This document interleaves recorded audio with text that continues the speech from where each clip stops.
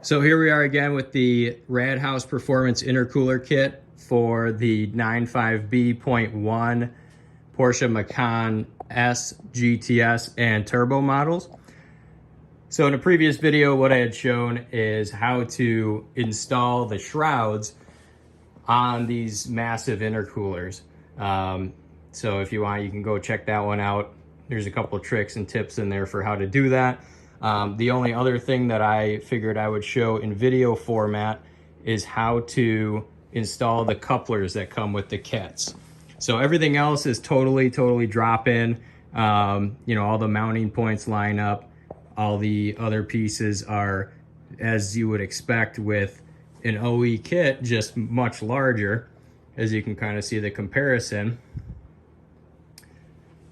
And so what we have here is every kit has 2 couplers and 4 stainless steel clamps, as you can kind of see here. And you'll notice the couplers are tapered, and so, and pardon the dust a little bit, but that is a very purposeful thing, is the tapered couplers. So what this is going to do is allow you to fit the backside of the intercoolers to the hoses, the stock hoses themselves. So as they sit in the car, you're going to have, the OE tube like this, and then you're going to have the intercooler slide in from the backside of the wheel well. And I'm trying to pick this up.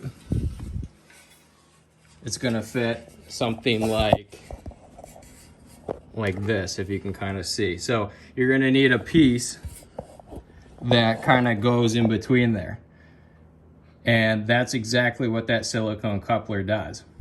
So what you're going to do is you're going to take the tapered end, the more narrow part fits on the intercooler, and then the wider end fits on the OE pipes.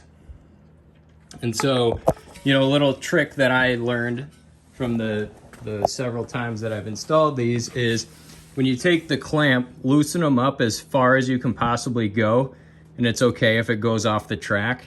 That actually might make it a little bit easier. And go ahead and fit that to the widest part of the coupler first.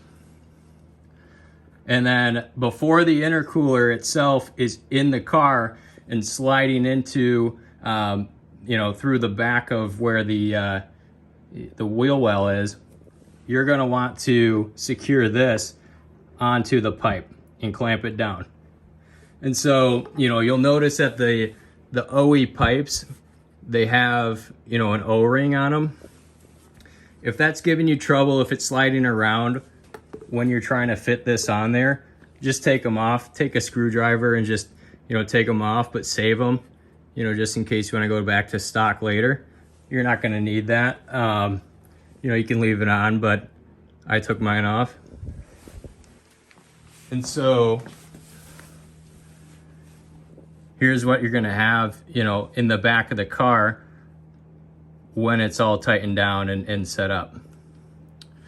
And then just, stick this somewhere where you're going to find it later, just in case you go back to stock. So, I just, for the purpose of the video, I set the opposite side up.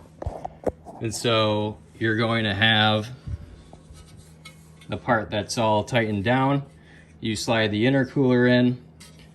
Don't forget your other clamp. Slip it in there and then tighten it down, pretty tight. Don't go crazy with it. You don't want to tear, any of the coupler or anything, but, that is going to hold boost in there. So, make sure it's nice and tight and sealed pretty well.